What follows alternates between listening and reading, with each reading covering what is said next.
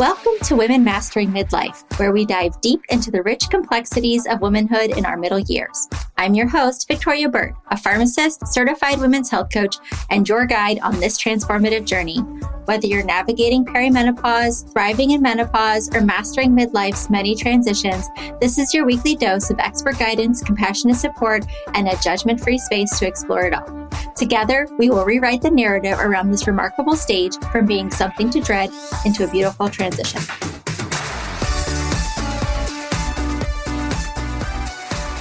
Hi there, and welcome back to Women Mastering Midlife. I'm Victoria Bird, your host and guide through the midlife transition. Today, we're diving into a topic that often sparks intense discussions. What does it really cost to get lean? For many midlife women, achieving the body that society idealizes can come with some serious trade-offs. So let's unpack those and ask ourselves, is it really worth it? In my last episode, I touched on this a little bit, and it made me realize that this was a conversation I wanted to have on record. It was, when we talk about what the trade-off costs are for things and what are we willing to sacrifice to achieve a goal.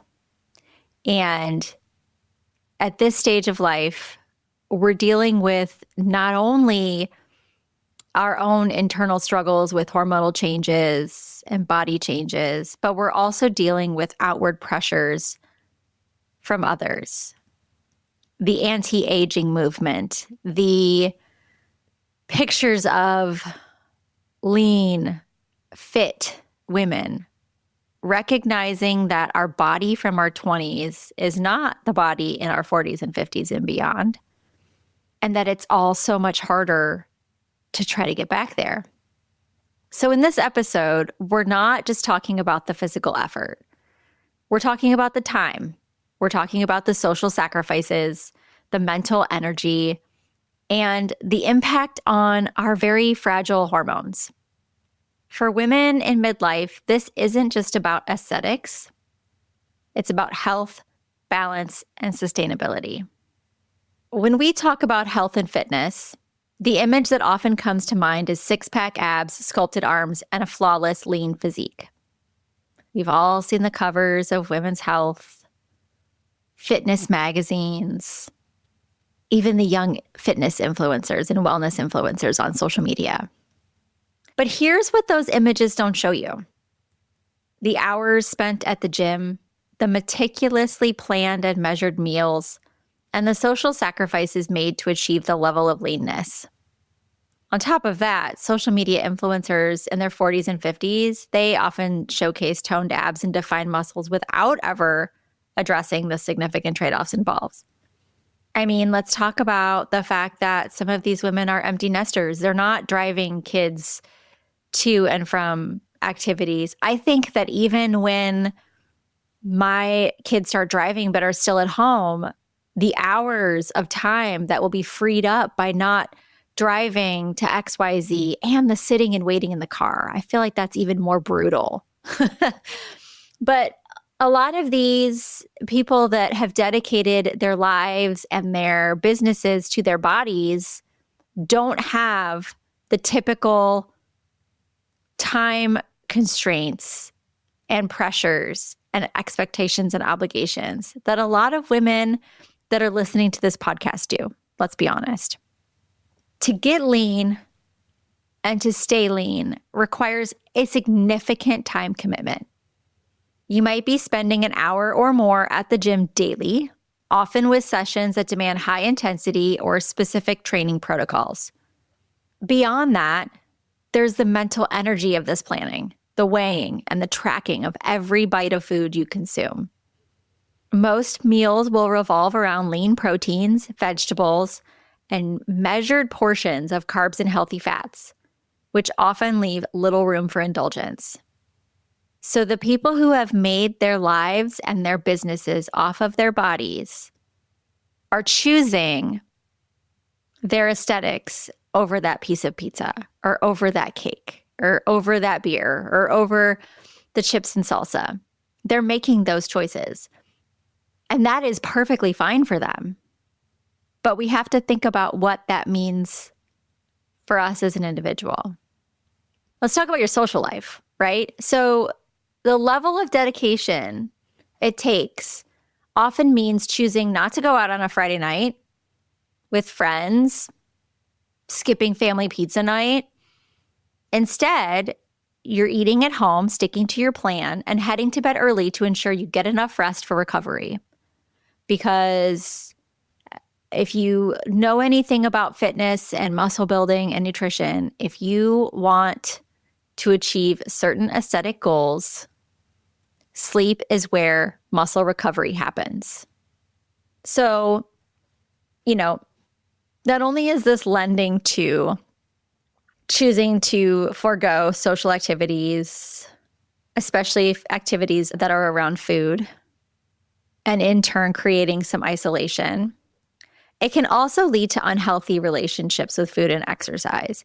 And there is a term called orthorexia, which is being so obsessed with health and wellness that it's almost like a disease in and of itself because it's consuming. There's guilt around mistakes, quote unquote mistakes, mishaps in your diet or your exercise plan. And so that's a whole nother ball of worms that you can get into. And to be honest, when I first really started digging into, I'm going to be in the best shape of my life. I'm going to go into 40 fit and strong and lean and teeny and checking my thigh gap in my mirror. When I was at that stage, I think orthorexia was a pretty good term to describe what was going on. I was so obsessed. I was worried about the plastics in the containers, the dyes in the food, eating anything processed. Like there was no 80-20 lifestyle. So we've talked about the social implications. We've talked about the price tag of getting lean. So let's talk about the physiological impacts. Let's talk about the hormonal impacts of when you try to get really skinny. Because there's leanness and you can have a lot of muscle mass, but when you also start to decrease your body fat percentage below the healthy level, you're going to start screwing around with your hormones. So we're already, if you're perimenopausal, you're in the hormone roller coaster, right? Your progesterone is tanking, your estrogen's all over the place. With your progesterone tanking, your cortisol is shifting. Everything is it's very fragile. So when you start trying to massively change your body fat percentage, you're exacerbating the shifts in the ways that might surprise you. So for instance, if your body fat drops too low, it can stop estrogen production, which is vital for bone health, cardiovascular function, mood stability, cognition, inflammation, joint pain, all the things, right? So we're already suffering from fluctuations of estrogen. And if you get your body fat percentage down too low by severe dieting, overtraining, ladies, we need to stop trying to hit 1,200 calories or less per day. It is wrecking your body. You're elevating your cortisol levels, which are already very sensitive. It's going to lead to fatigue. It's going to lead to poor sleep. And you're going to have fat gain around your midsection because your cortisol is completely out of control. So while these sacrifices might seem worth it in the short term, the long-term consequences can be significant. The low energy, irritability is one thing, but we're talking about metabolic slowdowns that make it harder to maintain your goals over time. There's something called metabolic adaptation. Your body is a brilliantly efficient machine, and it is going to figure out how to live off of your caloric intake. So if you are hitting 1,100 calories a day, you are probably extremely fatigued and exhausted. And if you're working out, you're putting even more strain on your body. But you're also getting your body to figure out how to survive on that calorie value given that level of exercise. The first thing your body's going to do is start eating away your muscle, because muscle tissue is far more energy consuming than fat tissue. Are you standing in front of your mirror, barely recognizing the woman looking back at you? Perhaps you're lying awake at 3 a.m., body betraying you with another hot flash or night sweat, wondering if this is just how life has to be now. As a pharmacist and women's health coach, I've walked this path, both personally and alongside hundreds of women just like you. That's why I've created 2 powerful ways to reclaim your midlife journey: the Women Mastering Midlife community and personalized one-on-one coaching. In our community, you'll find your tribe, women who understand exactly what you're experiencing. Together, we'll navigate perimenopause and menopause with evidence-based strategies, twice monthly group coaching sessions, and a judgment-free space to share your story. But if you're craving deeper, personalized support, my one-on-one coaching program offers dedicated guidance tailored specifically to your body, your symptoms, and your life circumstances. No more Googling at midnight, no more trial and error with miracle solutions that leave you frustrated and depleted. Are you ready to transform your midlife experience? Book a free discovery call with me today. You will find the link to schedule in the show notes or check out www.womenmasteringmidlifecoaching.com for more information. In just 15 minutes, we'll explore whether community membership or one-on-one coaching aligns best with your needs, because you deserve to do more than just survive this transition. You deserve to thrive. Join us in aging boldly, beautifully, and on our own terms. So you might be losing weight on the scale, but you're going to lose your muscle first, because your body wants to try to maintain its energy the most efficient way possible. And then your body's going to get used to it, and it's going to metabolically adapt to the energy input and output that you've given it. And so then let's say you decide you don't want to work out that much. Well, your body is expecting to burn that many calories. So your body has become this efficient machine. So you might see weight gain at a faster rate, or you might see weight gain that is harder to take off. So you're constantly putting yourself at a disadvantage every time you significantly drop your calories and you're intensifying your exercise, because that's not sustainable over the long term. But on the flip side, so we talked about what happens to our bodies and our hormones when we are extremely lean and we've decreased our body fat too much. There's also the cost of being overweight. So there's this fine balance, and there's costs to being too skinny and lean, but there's also the other side of the pendulum, right? We can't swing far one way or the other. We need to have this nice balance. And I think that in midlife, for me especially, I noticed that I go through these mental moments where I'm like, okay, I'm going to do this. I'm going to track my food. I'm going to exercise with this plan. I'm going to do it all. I'm going to do it perfect. And then I get a couple weeks in and I get a cold, or I have 3 days in a row of random appointments. Like I'm going to an orthodontist, and I'm going to physical therapy, and I'm going to a meeting, and I'm going to school volunteering, and I'm doing all these things, and getting my workouts in just doesn't seem to happen. And then I get this mentality of, you know what? Screw it. I'm totally fine with just letting it all go. I'm 45. My body will be what it will be. I'll eat whatever I want. I won't exercise if I don't want to, which, come on, if you never really want to. And a couple weeks go by of doing that. And I'm like, there's got to be a happy medium.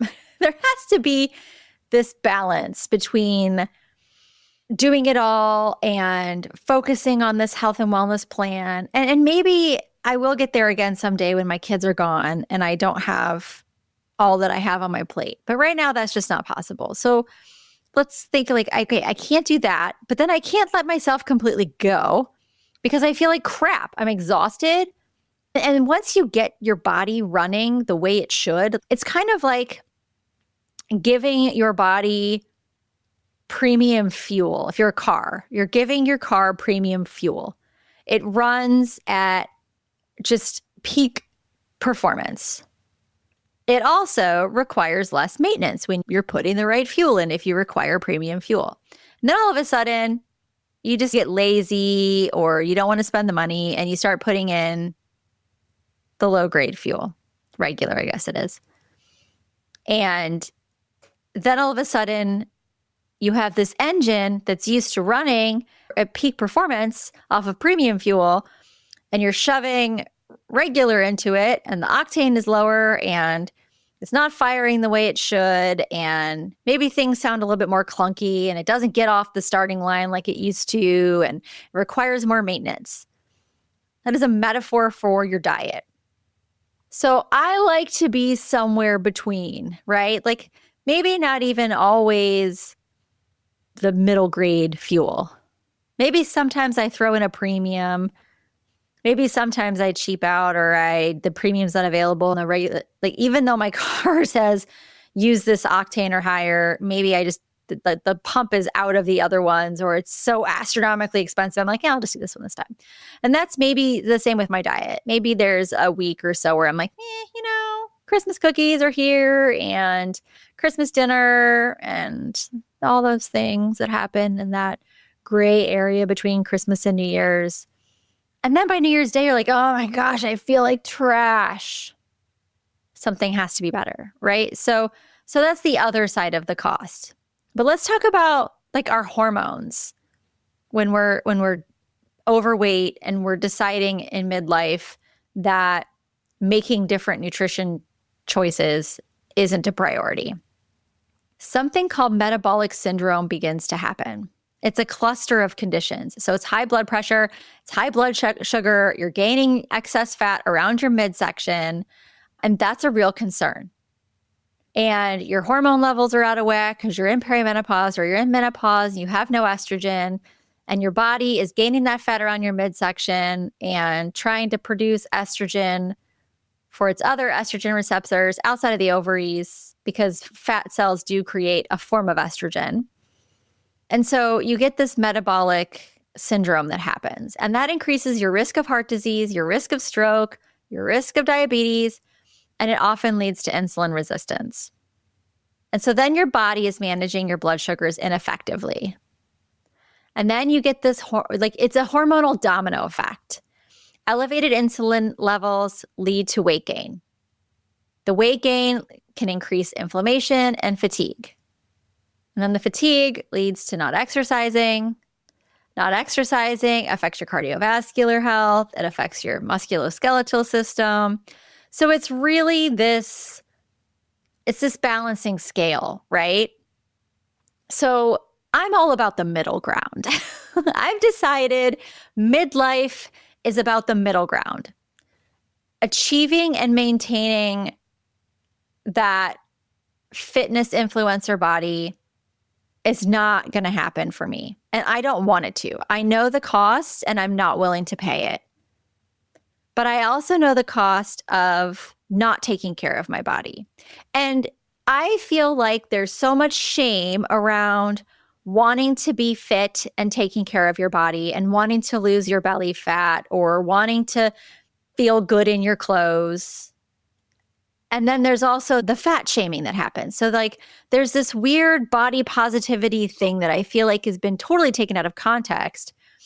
And there's like the people who just want to let themselves go and they get shamed for doing that by the people who are super fit and are very aesthetically concerned about their bodies. A midlife middle ground. That's what I'm thinking, right? So we have to find things that are sustainable, right? We need to consider what feels sustainable for your life and your body. So I want you to ask yourself a couple questions. How much time are you willing to spend at the gym? Can you commit to eating nutritious foods without obsessing over every calorie? Are you willing to say no to a night out with friends so you can stay on track? Or is that level of sacrifice more stressful than it's worth?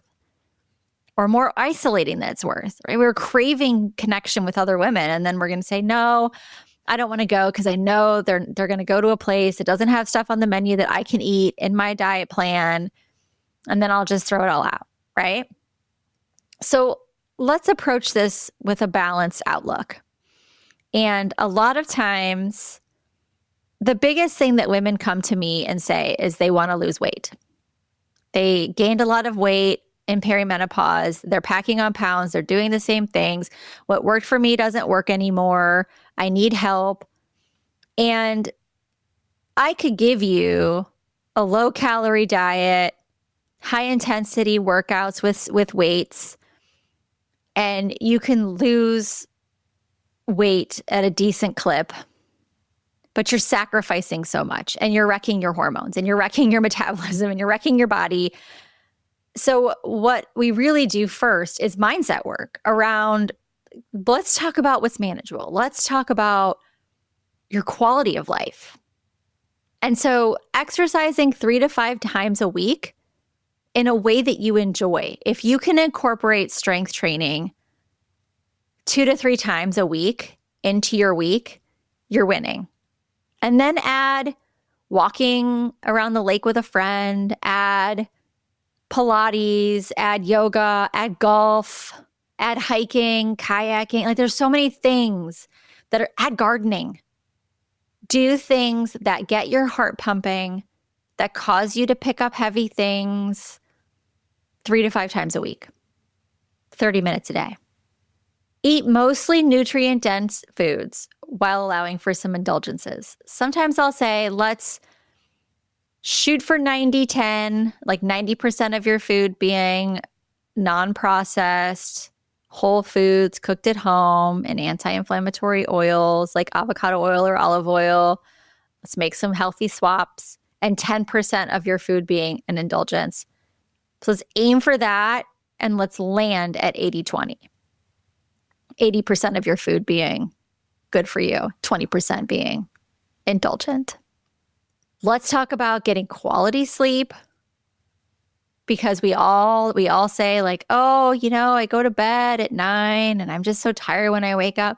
Let's talk about it. Or I can't fall asleep. Well, let's talk about it. What is your room like? Is it dark? Is it cool? Where's your phone? Do you have the TV on? When you wake up in the middle of the night, do you ruminate? Or do you get up and go to the bathroom and then get on your phone? There are so many things about sleep hygiene that people say, oh, my sleep hygiene's great. And you really nitpick it and you get into it. It's like, yeah, we can work on a few things.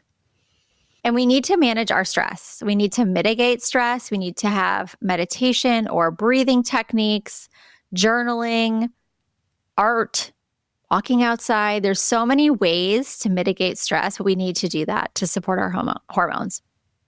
Because here's the secret. You don't need to be at 10% body fat to be healthy, to feel strong and have energy. And the fact is, a bit of body fat is protective during midlife. So it does support estrogen production. We do want some of that estrogen coming from our body fat to help feed those estrogen receptors in our bodies that aren't getting it from our ovaries. We also need the cushion to help prevent fracture. And that's why, sometimes I try to tell people gaining a little bit extra body fat, not in the range of creating a diabetes situation, but having body fat on your body, if you fall, it helps cushion the blow. Let's not fall, but we don't want to break a hip, especially after the age of 60. Because the cost of morbidity just skyrockets. So what's the takeaway in this? I'd say the cost of getting lean isn't just about time and effort. It's about what you gain and what you give up. There's no right or wrong answer, just what's right for you.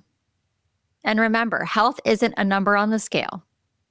We need to do away with looking at the scale and the BMI, because you can be considered obese and have a ridiculous percentage muscle mass on your body.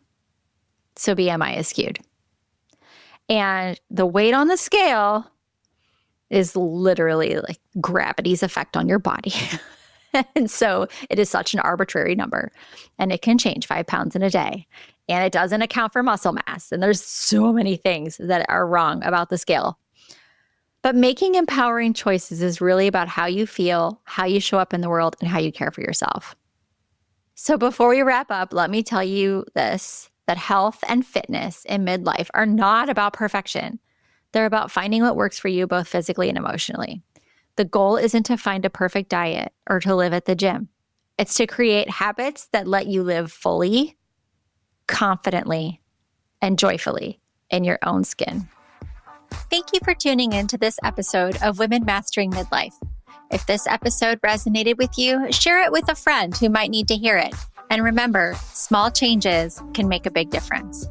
We will be back next week for another episode of Women Mastering Midlife. Until then, find us on Instagram at Women Mastering Midlife or my Instagram account, Miss Victoria Bird, and join us in the Women Mastering Midlife community to share and continue our discussions. We'd love to hear from you. Please rate and review the podcast to help us reach more women mastering midlife just like you.